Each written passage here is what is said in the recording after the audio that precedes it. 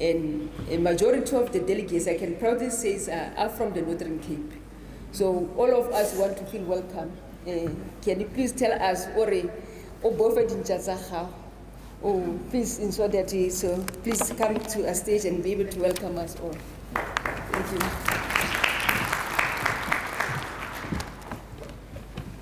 Madam Program Director, Ministers,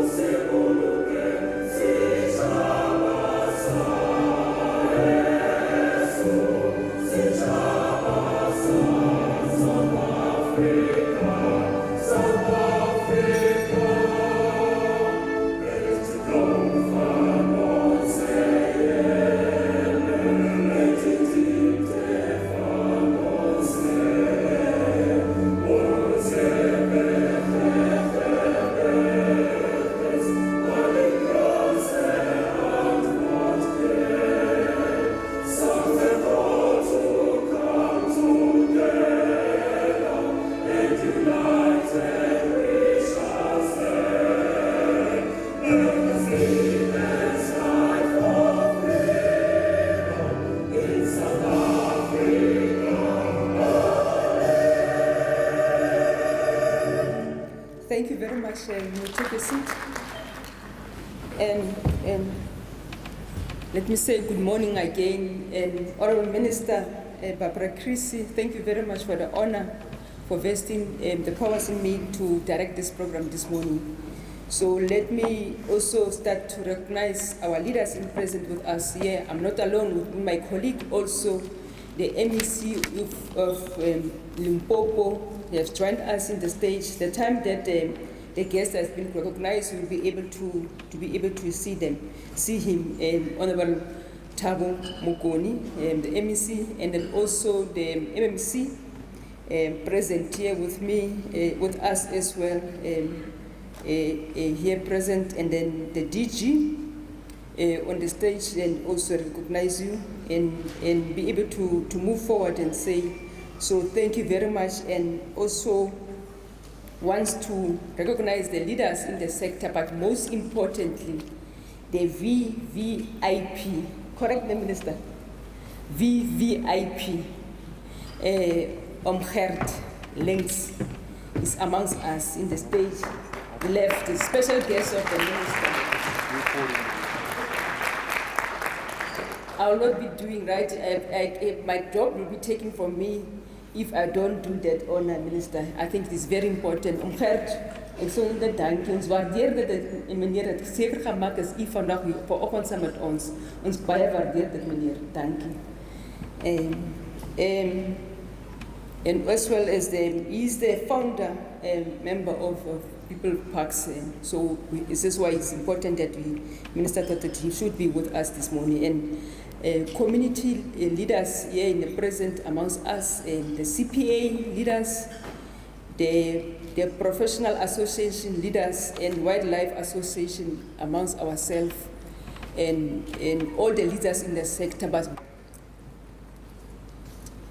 The personalities that I'm talking about will forever be missed by this program, will miss their invaluable support and contributions towards the total emancipation of the historically excluded majority from participation in the conservation space and the wildlife economy in general. It is for this reason that on behalf of People and Parks, I made a special request, Program Director, that this gathering should rise up and pay homage by observing a moment of silence for them and many others that we lost through the pandemic, just before the address by our Honorable Minister. We welcome you, conscious of the fact that you all came on the 9th conference of People and Parks today, which will be held from today up until the 2nd of April, under the theme, Banking on Conservation Areas for Rural Development Economic Recovery. So with that, before I move over to ensuring that we we get and welcome. I thought it's important that I quote and just refresh our mind and make a reconciliation and recall our NDP 2030 vision statement. And as I quote, we have created a home where everybody feels free yet bounded to one another, with everyone embraces their full potential. We are proud to be a community and that cares. We have received a mixed legacy of inequalities in opportunities and where we have lived, but we have agreed to change our narrative of quest, oppression, and resistance. I wanted us to start with that note. It's important that we were able to remember, but most of what I want us to highlight is we are proud to be a community that cares. So our community around our parks and saying that they care about their legacy and the heritage. And there's a reason why this government thought that it's important we must proceed. So with that, I will not go to the purpose of this conference. Thank you very much, Program Director, MEC Manupule. Thank you very much. My task is mainly to highlight the background of our national conference, the 9th National People and Parks Conference, and also just to outline the objectives which we are aiming to achieve by the end of this conference. As already introduced, my name is Nomfundo Chabalala. I am the Director General of the Department of Forestry, Fisheries and the Environment. Let me start by acknowledging all present here, Program Director, the ministers, the MECs present here, the MECs, the MMCs present here, and our main VVIP, Hurt Links, the founder of People and Parks, also other Royal Highnesses present here and community leaders, government officials, private sector and other associations present here, and all distinguished delegates that are here. Let me acknowledge you. I'm going to start with the background of this conference. In 2003, in Durban, there was a World Parks Congress where it was socio-economic and environment development benefits. And of course, subsequent to the establishment of this program, the department, which is the Department of Forestry, Fishery and the Environment, co-hosted 8 national conferences to address issues on how to interface between conservation and communities.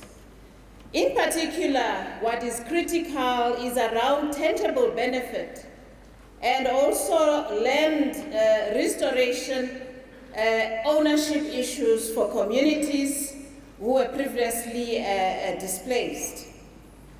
So the national conference therefore becomes a very critical platform to engage amongst all spheres of government and communities, and also to take into account decisions that would have been made in these conferences, and also ensure that we continue to engage on a regular basis and ensure that those decisions are indeed implemented.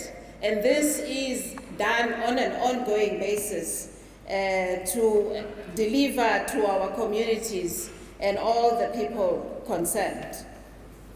Already as highlighted, Peoples and Parks as a key strategic program has a very clear vision, and that vision is mainly around unlocking socio-economic potential and total transformation of protected areas for the benefit of the communities.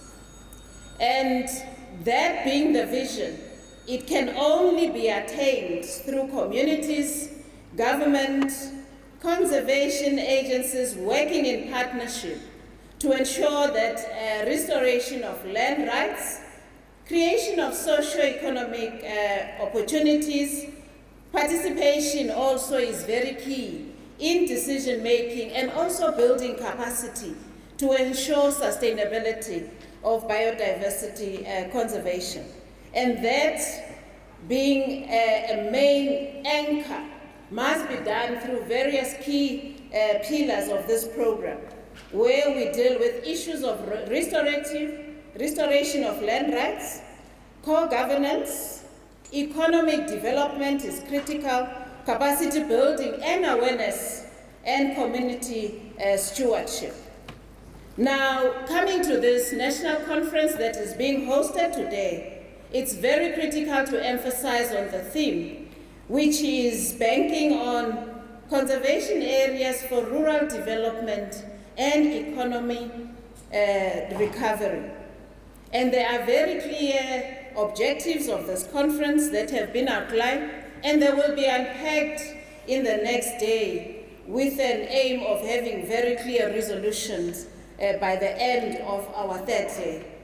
And those objectives are to provide an opportunity for resource mobilization in support of national and provincial initiatives which are geared towards enhancing the People and Park program implementation in the Republic. Also, secondly, it's also about developing policy options, mechanisms to enhance stakeholder access and benefits to natural resources, participation and governance. And these matters are going to be deliberated upon, and then we are then going to be forging a way forward on how we can collaborate. Unlocking access to land ownership is also another key one, and strengthening opportunities to access land for economic benefits. We are going to have 3 commissions in this, and some of the work will start with plenary in the afternoon, but tomorrow there's going to be a lot of work done at commission level. We are going to have 3 commissions. The first commission will look at investing in and around protected areas to unlock their economic potential for rural and economic recovery. The second one will focus mainly on land tenure, redistribution, and restitution of land, and there must be a very clear roadmap to build biodiversity economy enterprises.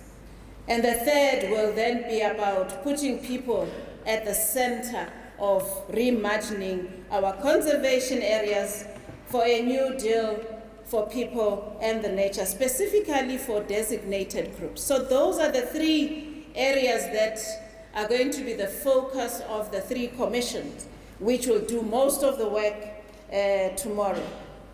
Therefore, I would want to highlight to the delegates, esteemed guests present here, that we take note of this focus of this 9th National People's Park and also participate. And I can see we have attendance in this national park. Looking forward to the views, the deliberations as we continue with the conference and ensure we have a clear way forward, which will be then monitored and also engaged on an ongoing basis. I thank you very much, Madam Chair. Thank you. Well, thank you very much, DG, for outlining that objective. And I think as you outline, also it's important that amongst ourselves we have traditional leaders who are also key in the support of the resolution of the land claims in the protected areas. So they will be able to help us during the process as we're going to deliberate in the commission on tomorrow and Saturday. So we are happy that the delegates and the guests now have an understanding of the objective of our NAM conference. And as we going to prepare ourselves later on, the minister will be able to unpack and set the tone for the discussion of the conference. So now I will ask the remarks by National Chairperson, the Chairperson Abagupadi. Mr. Lens, I believe that you were part of the very first conference that was held to grapple with this weighty issue about land and rural development. So we welcome you specifically, sir. Thank you so much for taking time out to come and be with us. Traditional leaders, community property associations, wildlife associations, the private sector, you too are most welcome in this auditorium today. It would be amiss of me, and you know, can I just say something here? I'm with the African Christian Democratic Party. We are part of the multi-party coalition that is in the city of Johannesburg, but I'm not a pastor, okay? I don't qualify for that high office. But it will be amiss of me if I do not remind this conference that these conferences are exceedingly important, and specifically in terms of the role that the Khoi and the San people are playing in the whole debate about land. Now, if we look at what is happening on the geopolitical space, and I think right now, front and center, we have the conflict between Ukraine and Russia, and we can sit for days to talk about it. But in South Africa, we have a similar challenge in terms of what do we do in terms of redressing issues that are going back hundreds of years. So I'm trusting that today, as you apply your minds, and over the next 3 days you apply your minds, we want to just say that Johannesburg is absolutely committed to the development of our nature reserves and our parks. In Johannesburg, we have 34 nature reserves, and these are urban nature reserves. They're somewhat different from rural nature reserves because ours are utilized by communities. They are exposed to vandalism. They are exposed to the social ill of homelessness. There's a multiplicity of issues facing the reserves within Johannesburg. But having said that, I think our parks and our reserves have been repositories of spiritual well-being, because when people would go to our parks, and I would urge you, if you have time, just down the road we have the Wilds, we have the Mushroom Farm, there's several parks all dotted all around us, and you will be able to see the kind of work that has been put into maintaining and developing these parks. But I dare say your challenge is going to be in terms of how do we redress the concept of social injustice that has been perceived from time immemorial.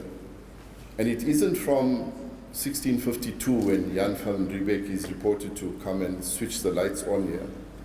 It goes way beyond that.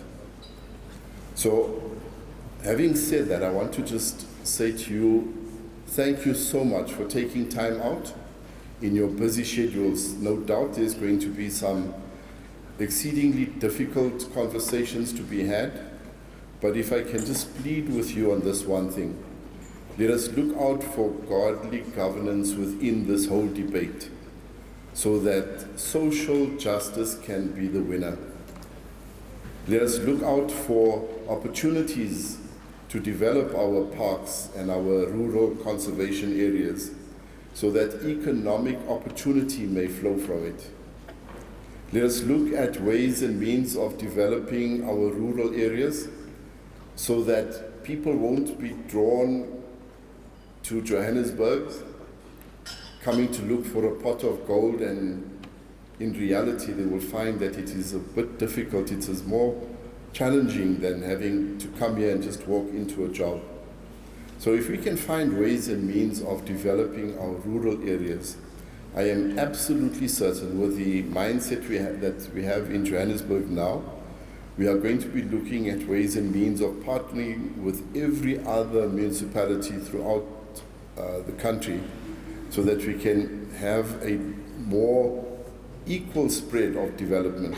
Because I think it is unfair, and I'd love to just pat ourselves on the back as Johannesburg for being able to host events like this and to be able to do so much.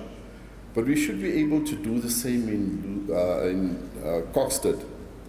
We should be able to do the same in deep rural KwaZulu-Natal. We should be able to find ways and means of attracting people to set down roots in the Northern Cape. So we want to just thank you on behalf of the city, and may I just say this, our executive mayor extends her apology. She is not well, but I would dare say that on behalf of her, on behalf of my colleagues in the mayoral committee, we want to welcome you to the city of gold. We want to welcome you to this great space, and we urge you to have a look around you. Don't just drive by so fast. I know some of our people drive very fast, but have a look around. You will find that in the city there are vast green spaces, there are places to unwind, there are places to reconnect yourself spiritually, intellectually, and we trust that these next 3 days are going to be life-changing to the officials. And I think the officials really get the short end of the stick here, because normally with these land claims take years and years and years to finalize. To the officials, I will say hang in there, but I will also ask that you will put on some running shoes and make sure that the claims that are in abeyance, the claims that have been hanging around for so long, are going to be addressed and settled. To the communities that have walked this road, we want to thank you for your perseverance. And we trust that at the end of it all, we will say that South Africa is the crown jewel on this African continent. So with that, thank you so much, everybody, for coming out, and I wish you a most pleasant conference. Thank you.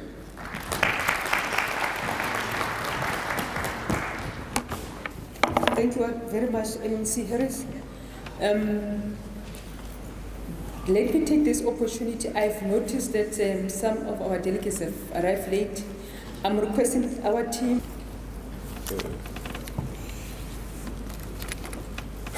Honorable Minister of the Department of Forestry, Fisheries and Environment, Comrade Barbara Creasy, Honorable Minister of Agriculture, Land Reform and Rural Development, Comrade Thoko Didiza, who I'm told is joining us virtually, members of Executive Councils of provincial governments present here today, traditional royal councils of our country, in particular Chief Gwadiso, Amakhosi from Isimangaliso, Inkosi Gumede, Inkosi Ngumalo, Inkosi Zikali, Inkosi Mieni, and other traditional leaders not named here.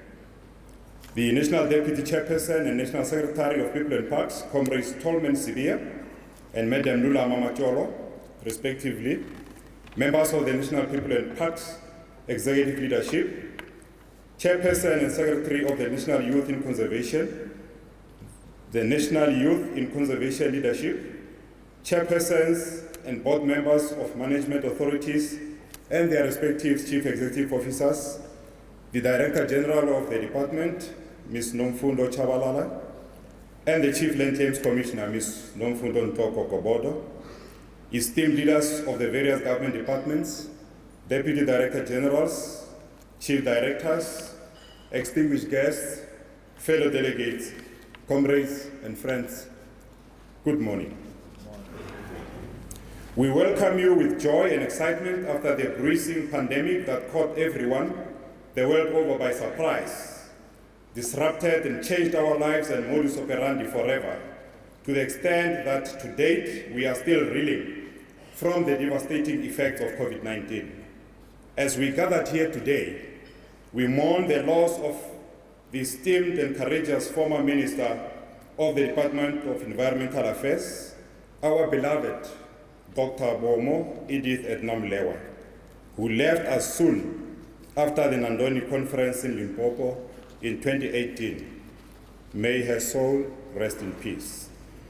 It is with deep sorrow and regret that since the dawn of the pandemic, other prominent personalities fell victim and left us unceremoniously, both officials and community leaders.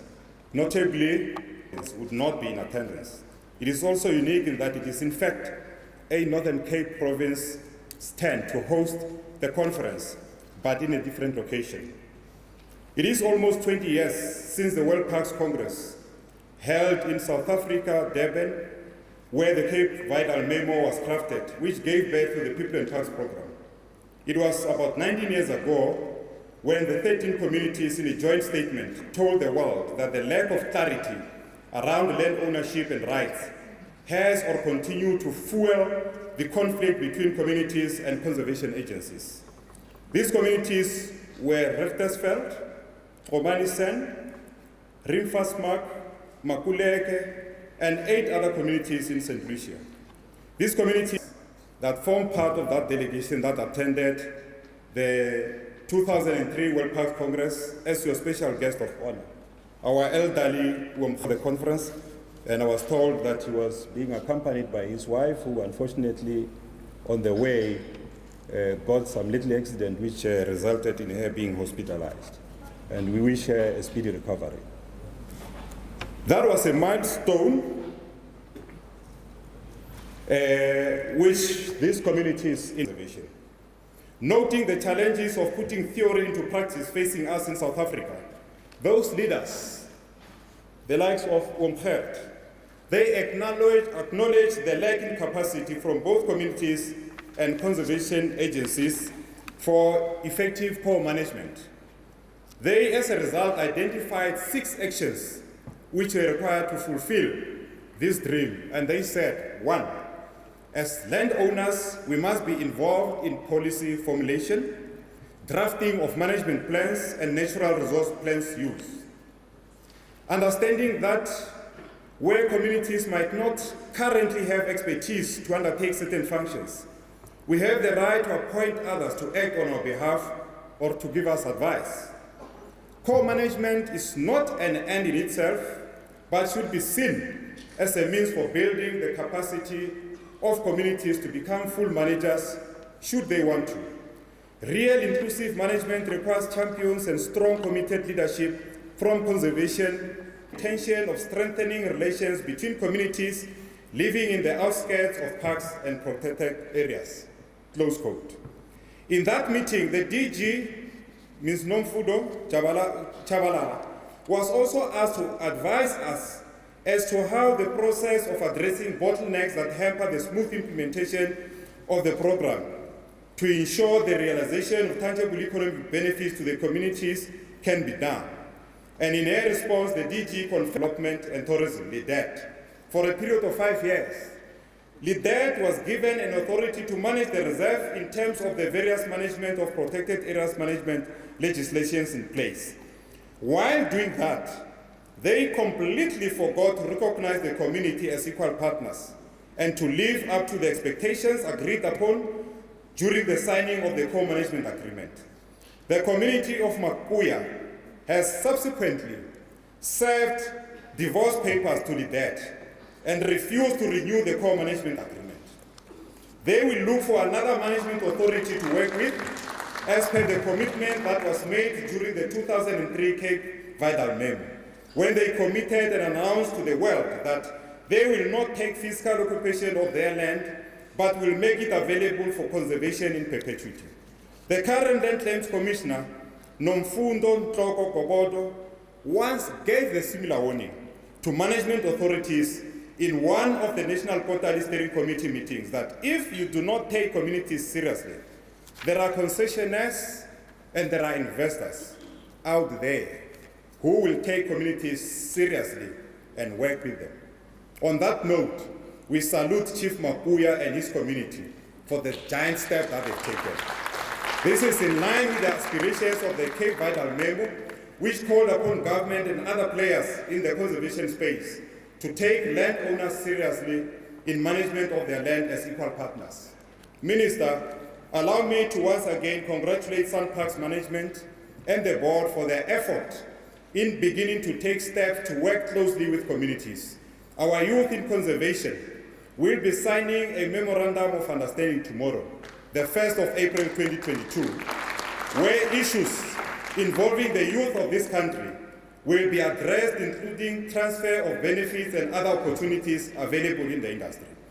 We further congratulate them for setting up land claim task team that specifically identifies and addresses issues affecting land claimants in the Kruger National Park and finding ways to resolve them amicably. In conclusion, I take this opportunity to wish all the delegates a very successful, robust and open engagement that will be taking place over the next 3 days. In so doing, we will ensure that we find one another towards fulfilling the aims and objectives of our forebears that saw it fit that communities become part of conservation and wildlife economy in order to transform the sector. Let me once again thank you, Minister Creasy, for your quick response each time we need your intervention. Thank you for setting up the task team to work tirelessly on the 22 action plans which, once resolved, our community benefits. Lastly, I want to thank Minister Togo Didisa during the time when she was a Minister of Land Affairs for having refused to sign off a 99-year lease agreement way back in the Bladder Nature Reserve that would have resulted in claimants being given R1 per year as rental from Aventura Forever Resort. We, however, want your intervention, Minister, to ensure speedier settlement and restitution of that land. I thank you.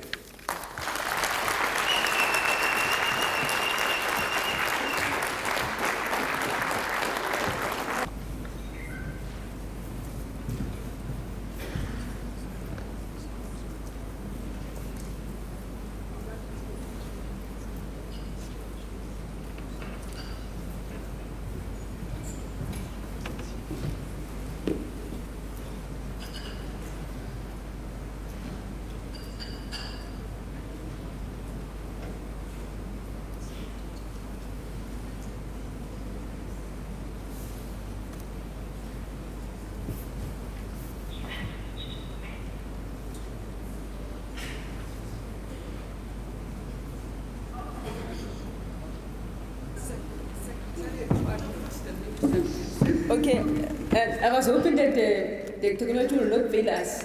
Can anyone unmute the minister, please? The team?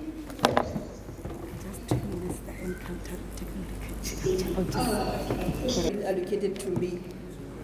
So that next time when the minister think of assigning responsibilities, you don't think that that one will go beyond the time that I've allocated him. So I need to do my work very meticulous. At this moment, earlier on, there was a request by Mudula Stulo of the task team of National People and Parks. Togo Didisa, Honourable Minister, please speak to us. The delegates are waiting for you. Thank you very much. Thank you very much, Program Director, the ABC of Agriculture and Conservation in Northern Cape.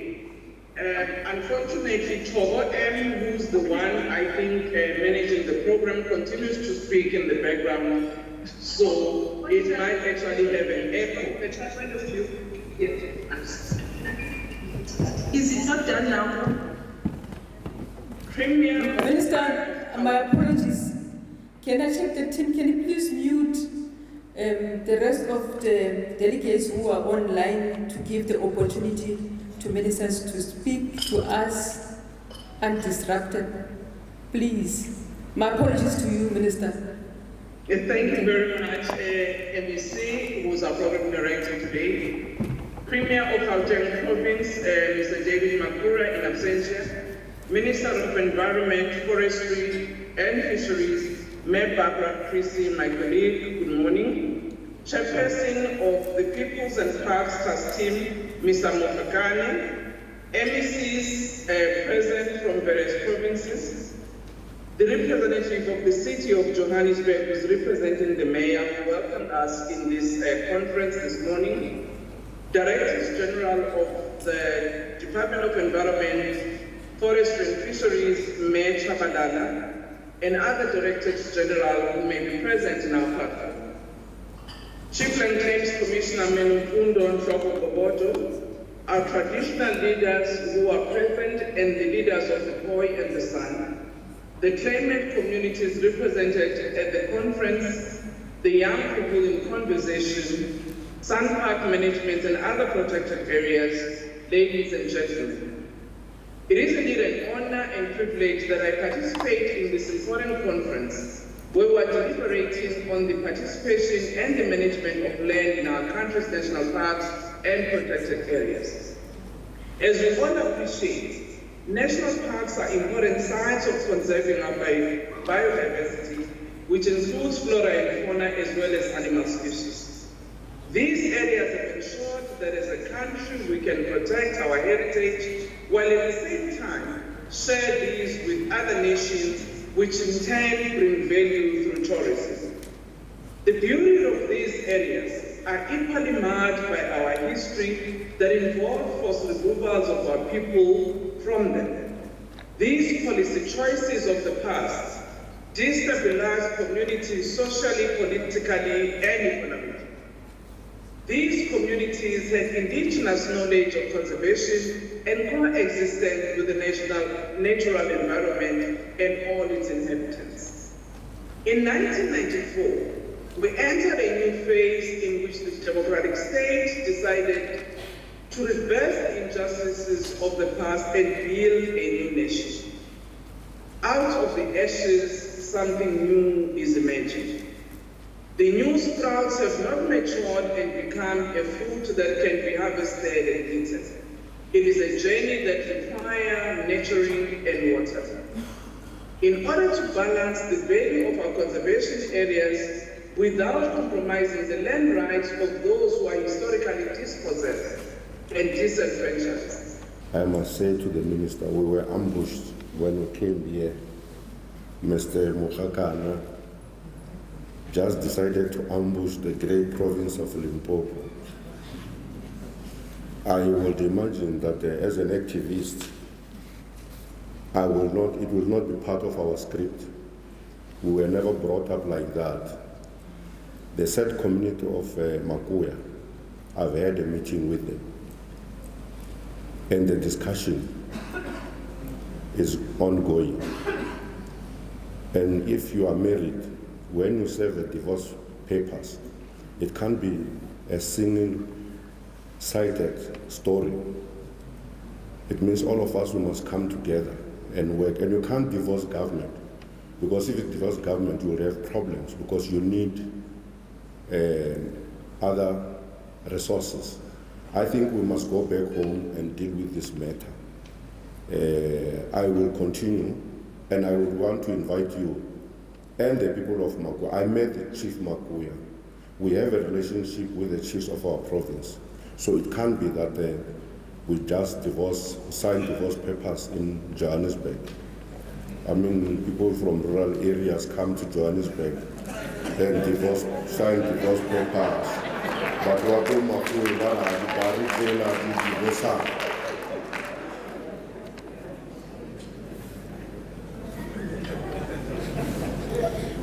Program Director, I therefore seize this moment to thank you all for your presence during this opening session of this conference, and hope that you will run this race throughout the conference and beyond.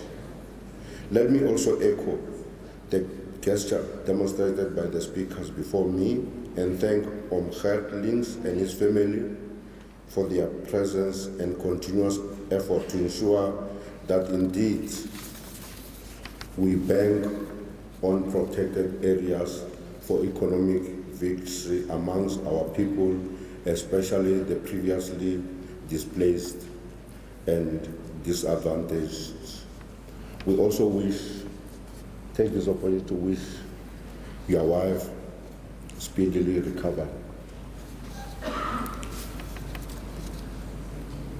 We also want to take this opportunity to give a special recognition and wish to Minister Chris for her insightful and encouraging comments, setting the. I think we must give her a round of applause. And we know that she's dealing with the environment. So I think President Ramaphosa took a rightful decision to make her a minister. And I hope that all the effort that we are doing, restoring the respect of our communities, will continue unabated.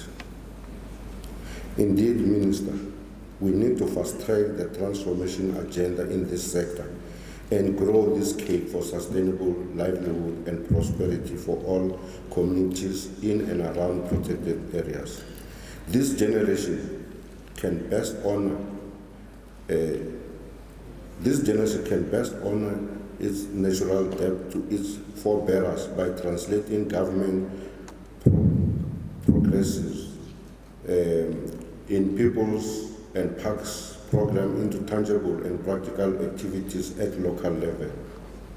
We're saying that if we want to honor our forebears, we need to make sure that people who are staying in the parks must also benefit from this natural gift. The best investment in life is to protect the environment and hand it over to the next generation better than we found it, guided by Sepedi proverb that says, "Mohore wa moriti ga se modudi wa ona." I would also like to conclude my vote of thanks by congratulating all the recipients of the title deeds and hope that you and your communities will benefit meaningfully from this momentous occasion in this social, environmental, and economic development of our people in South Africa. I wish you all the best of luck in the next 3 days and encourage each and every one of you to feel free to have open and honest discussion that will culminate into tangible and impactful outcome. In Shangaan, we say, "Mintiro yabulabula, mintiro leinene aitumbeli na kawa." Thank you very much.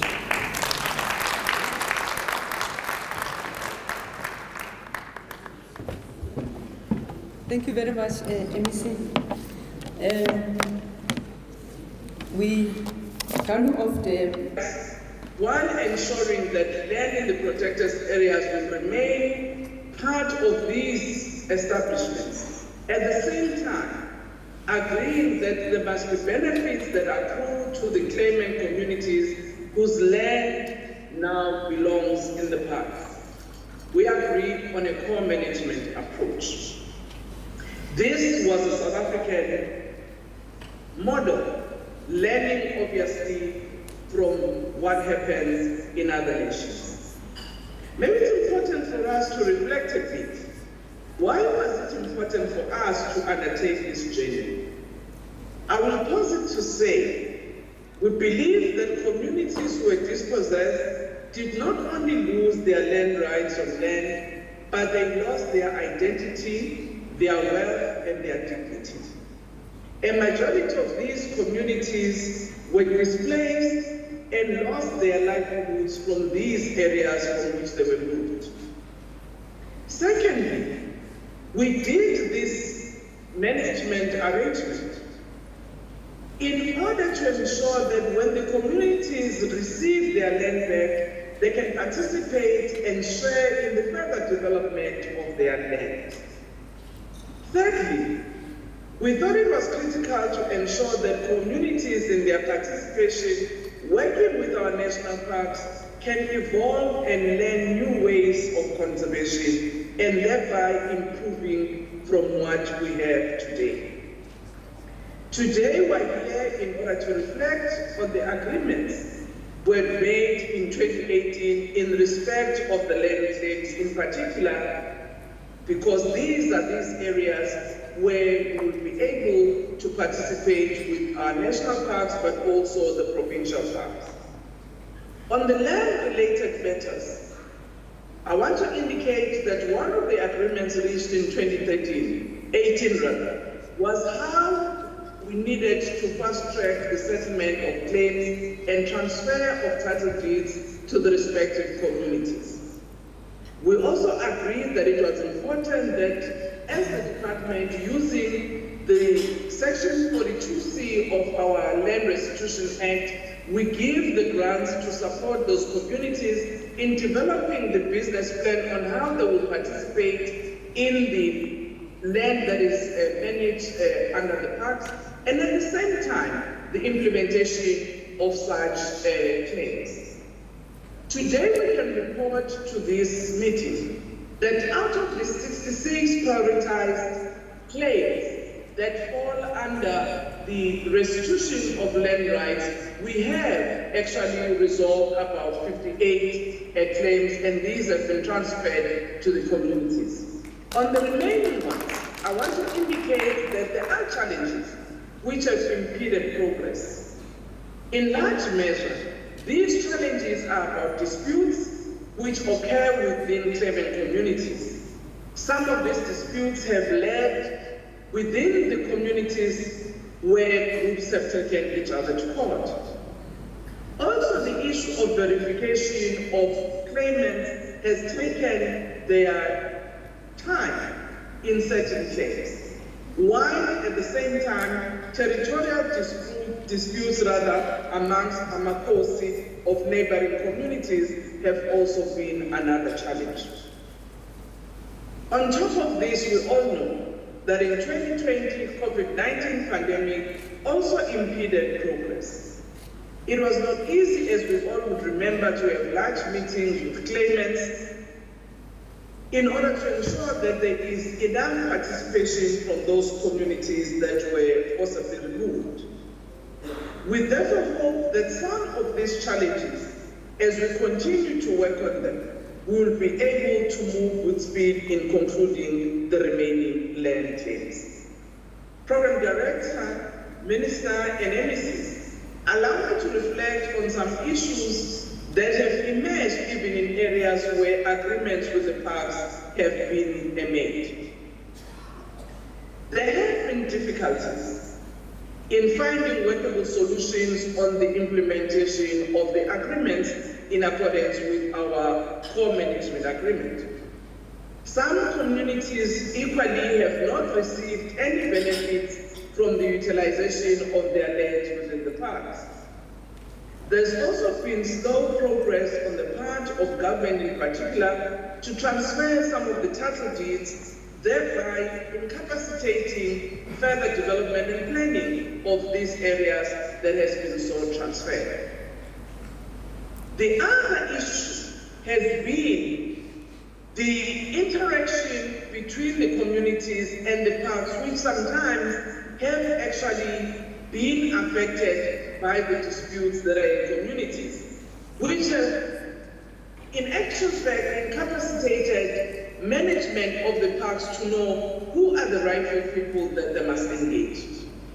I'm raising these challenges, Minister, and my colleagues, the MECs, as well as our communities, because we have to continuously grapple with them in order to make progress.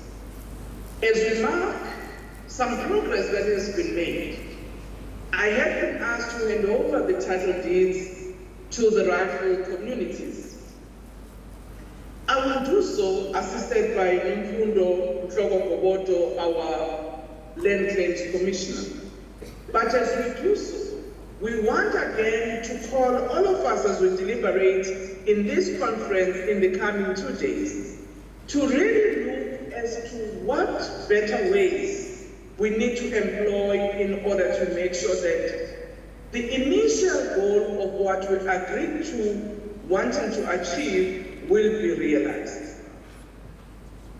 Minister, I would like you to also help me as I execute the task that I've been asked to hand over the land claims with Nomfundo and Boboto to the 8 communities from the respective provinces of Limpopo, Mpumalanga, KZN, and the Northwest.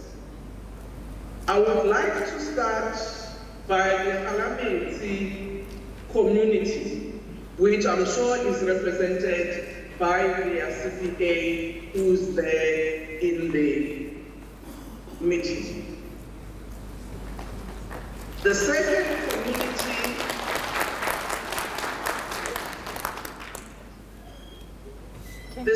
community is Sisonke from Mpumalanga.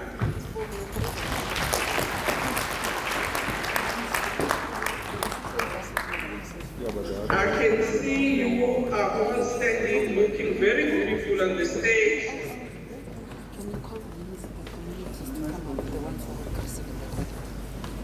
I will now follow up with Andover and Leamington community in Mpumalanga.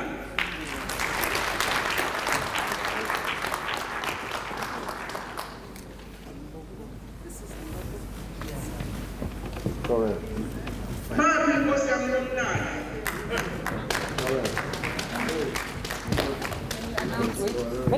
Minister, they are coming to the podium. Yes, they are receiving them. Don't worry. Okay. Thanks, the camera is disabling you. Our team didn't put it in the way that you can see them. They are as they ascend the stage. Okay.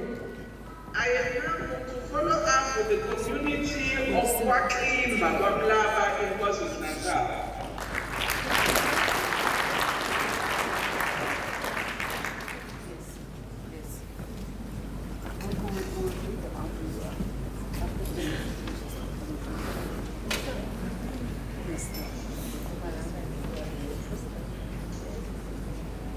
The next community is the community of Zulu, KwaZulu-Natal.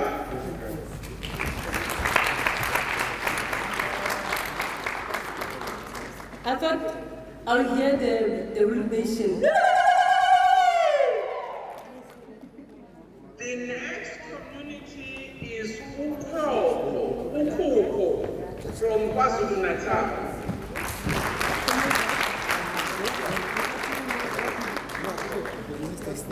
Yeah.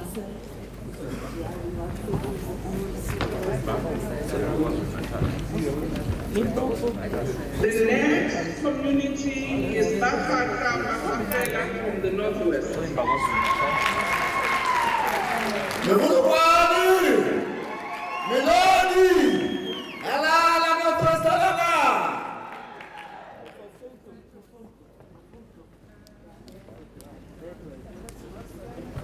The next community is also from Northwest, Hahabe.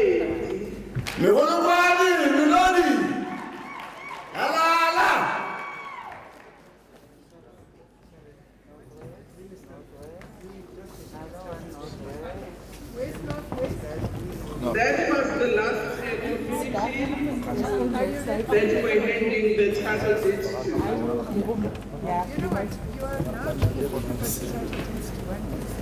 Thank you very much, Minister, and our MECs. Can you announce all of them again? Thank you very much, Honorable Minister. I'm just going. I have not yet finished my speech. Okay. I am taking note of the issues raised by the chairperson of the People's Empower about our participation as a Department of Land Affairs and Rural Development, as well as the Land Claims Commission. As we celebrate today, particularly the communities that have received their title deeds, we need to continue to learn new ways of how we can manage the conservation areas in a manner that indeed contributes to rural development and the upliftment of our communities. We celebrate with you today because your dignity has been brought back. We celebrate you today with your communities because at last, for the generations that come, you will be able to tell them the story, yes, of your dispossession, but also the story of return, a story of celebration where your dignity was brought back. From us, as government of the Republic of South Africa, we wish to celebrate with you and congratulate you and hope that as pioneers, particularly in this area of conservation, you will continue to make us proud. I thank you. Minister, thank you very much for that. But before you leave us, maybe perhaps just to, I'm going to ask one of your team members just to give a roll call that to assure you all of them are here on stage. Can you? Thank you very much, MEC Minister. I'm just going to go through the list of communal properties association that received their title deed. The first one from Limpopo, as Minister said, is Lekhala Mizi, Akase Korokoro community. Can you make them to shine? The second one quickly is Mpumalanga, it's Sonke, and they also write. The third one is Andover and Lavington. From KZN, we've got Malaba, Timba. We have the Zulu community. We have a Ukuko community. And lastly, from Northwest is Bakata Bakafela. And then the last one is Hahabedi CPA. Igama lama kusikasi malibongwe lama kusikasi malibongwe malibongwe malibongwe malibongwe malibongwe igama lama kusikasi malibongwe igama lama kusikasi malibongwe malibongwe malibongwe malibongwe Mebolokwane. Thank you very much. Thank you very much. Yeah, we may take your seat, and thank you very much, Rale Boha.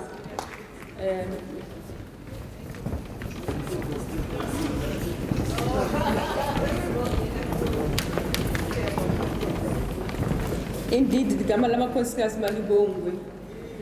We are led in this team portfolio for us for the district days. Thank you very much.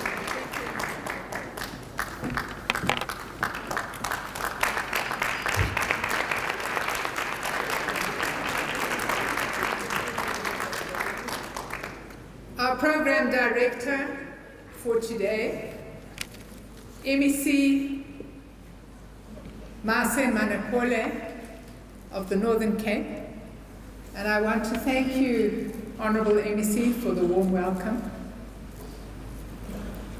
The Minister of Agriculture, Land Reform and Rural Development, my co-host and colleague, Ms. Togo Didiza, the chairperson of the Select Committee on Land Reform, Environment, Mineral Resources and Energy, Honourable Tebogo Modise, members of the Executive Council responsible for the environment, and let me say that these honourable members are indeed my allies and my foot soldiers in the complex work that we have to take, And today I want to acknowledge MEC Thabo Mokoni, and in absentia, but he will be here with you to close this session, MEC Mvoko from the from the Eastern Cape, Councillor Harris, MMC for Community Development in the city of Johannesburg, Royal Highnesses, and other community leaders who have done us the honor to grace this occasion, the Director General of the Department of Forestry, Fisheries and Environment, Ms. Nomfundo Chabalala, and other senior officials from all levels of government who are present today, our Chief Land Claims Commissioner, Ms. Nomfundo Gobodo, the Chairperson of People and Parks, Mr. Lawrence Mokhakani, and the Chairperson of our Youth Wing, Mr. Mpemba, members of the media, ladies and gentlemen. It gives me very great pleasure to officially open this 9th Conference of People and Parks on this last day of Human Rights Month. Ladies and gentlemen, you have heard that today I have a special guest. The special guest is Gert Links, who has traveled all the way from the Northern Cape to be with us. And the significance of his presence, as you have heard, is that he is a founder member of People and Parks, and he is one of the community leaders who initiated the inclusion of communities in the management of protected areas at the first World Parks Congress in Durban in 2003. Ladies and gentlemen, I want you to acknowledge him with a round of applause.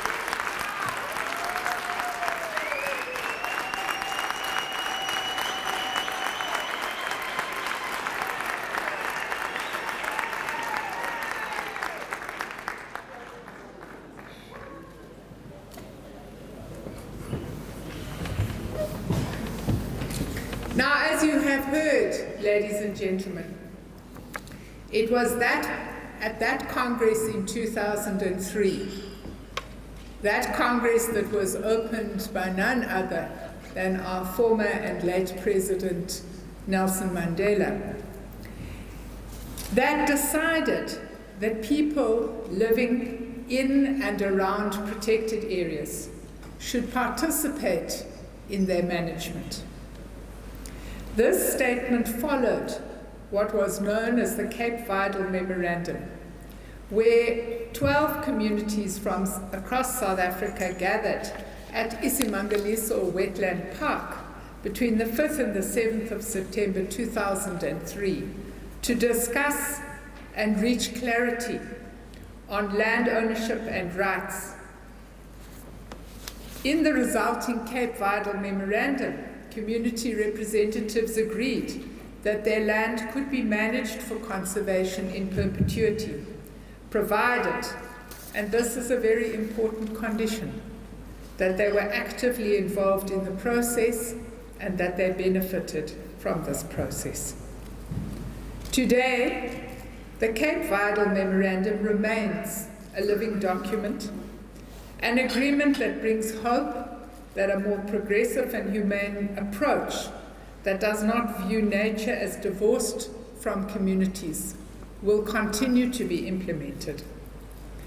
A view that recognizes the interdependence between nature and communities, a view that must continue to be implemented today. Now, you have heard, ladies and gentlemen, that we have 5 or 6 key pillars of the People and Parks program, namely co-governance, economic development, capacity building and awareness, community stewardship, and the restoration of land rights to their rightful owners. And it's important today that we reflect on the journey that we have traveled with regard to each of these key pillars, and that we, together, over the next few days, develop policy options and mechanisms to enhance stakeholder access and benefits to natural resources, participation and governance, and find ways to unlock access to land and strengthen opportunities for economic benefit. Now, ladies and gentlemen, in fostering better cooperative governance over our protective areas, in 2010, the Department of Forestry, Fisheries and the Environment launched the National Co-Management Framework aligned to the National Environment Management Protected Areas Act, or what we call NEMPA, to provide a coherent national guideline for the co-management of protected areas restored in terms of the Restitution of Land Rights Act. Since the inception of the co-management framework, 46 co-management agreements have been signed and implemented, with varying degrees of success with regard to benefits accruing to local communities. This now involves 52 community legal entities, such as communal property associations, trusts, and traditional councils.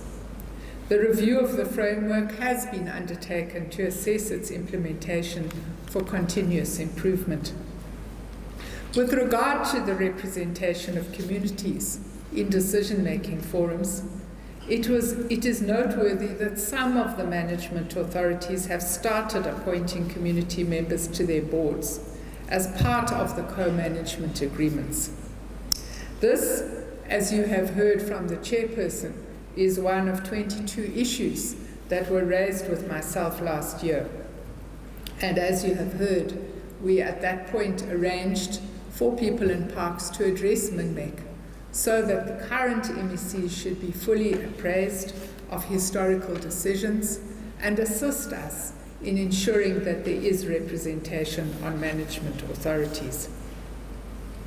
With regard to economic development, much progress has been achieved since 2018, when President Ramaphosa attended the 8th People and Parks Conference, which coincided with the launch of the Biodiversity Economy Lab Pakisa Outcomes in Thohoyandou, Limpopo. Through the Biodiversity Economy Program, the department is supporting the expansion of the wildlife and bioprospecting economies in line with government's sustainable development and use of natural resources policies.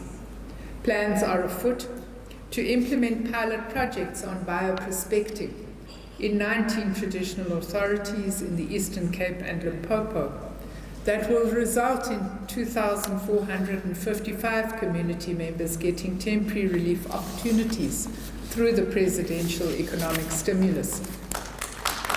Furthermore, the implementation of just over 1 billion rand in infrastructure investment in protected areas has commenced, with various projects at different stages of planning. There are over 50 projects within protected areas across our 9 provinces, and this investment is projected to create at least 23,000 work opportunities for communities once contractors get on the ground over the next 2 years. In empowering communities and individuals emerging within the wildlife economy, the department has developed the National Game Donation Framework.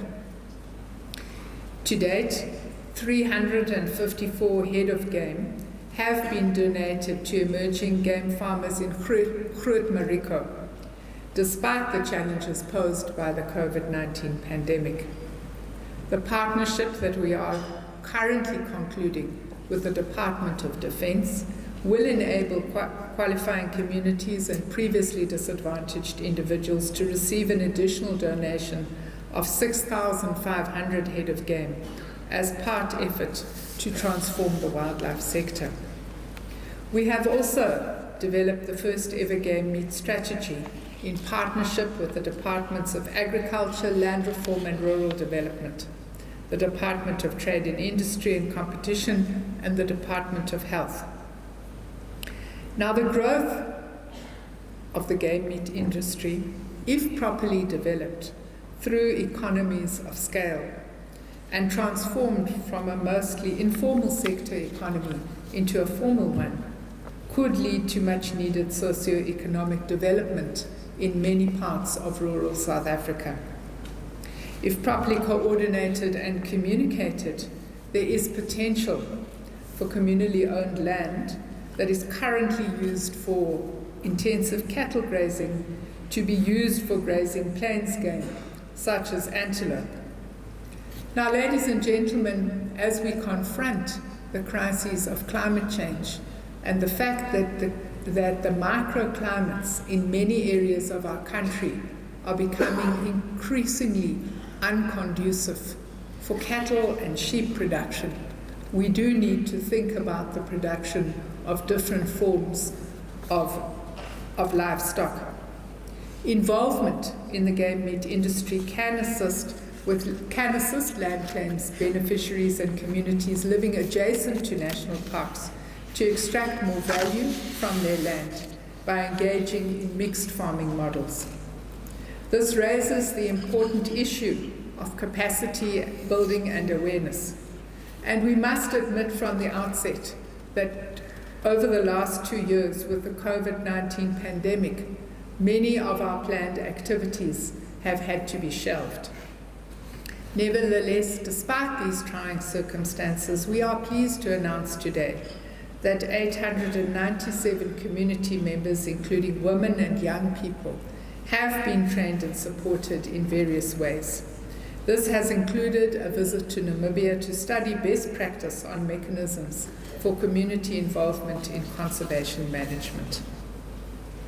Now, ladies and gentlemen, in September 2002, Minister Toko Didiza initiated a process that sought to explicitly address the settlement of restitution claims in protected areas and state forests. This land reform program has enabled those who were dispossessed of land for political reasons to reclaim their land in terms of laws governing land restitution. This has included numerous claims on land within provincial protected areas, land within national protected areas such as the Kruger Park and Isimangaliso, and land in a number of state forests. But as you have heard today, we must acknowledge that there have been a number of land claims that remain outstanding in protected areas. In this regard, I have tasked the incoming board of SANParks to review these cases with the aim of giving new impetus to resolving long outstanding claims. We hope these initiatives will soon bear fruit, and we are looking forward to making announcements in this regard very soon. Ladies and gentlemen, there is also a need, if we want to succeed in assisting communities to benefit from the protected estate, we have to do things differently. And that means entering in to what is known as the New Deal for people and nature. Now, I believe that the report of the high-level panel that was handed over to me last year gives us a very clear way forward on how to address key sector challenges.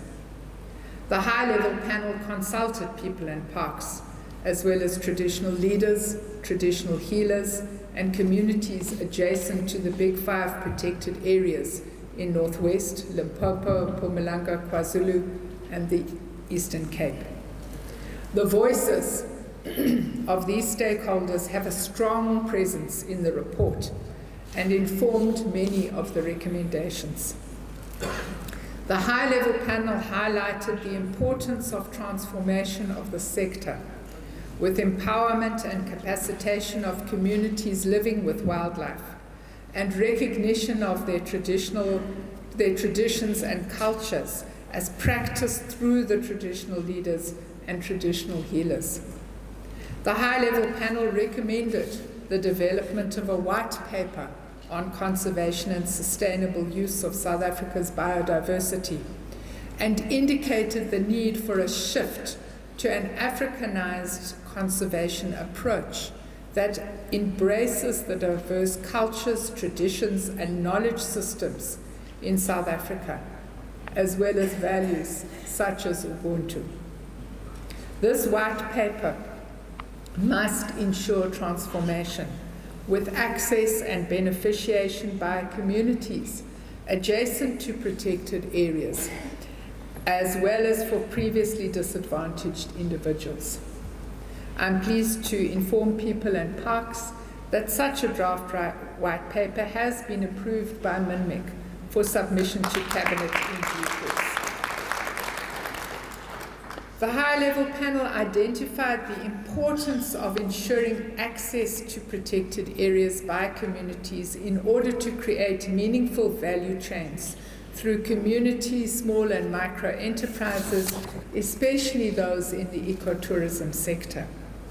The department has already initiated a process to develop the National Framework on Biodiversity Sector Transformation, and we expect to commence with stakeholder engagements in the beginning of the 2022 financial year, which, by the way, starts tomorrow.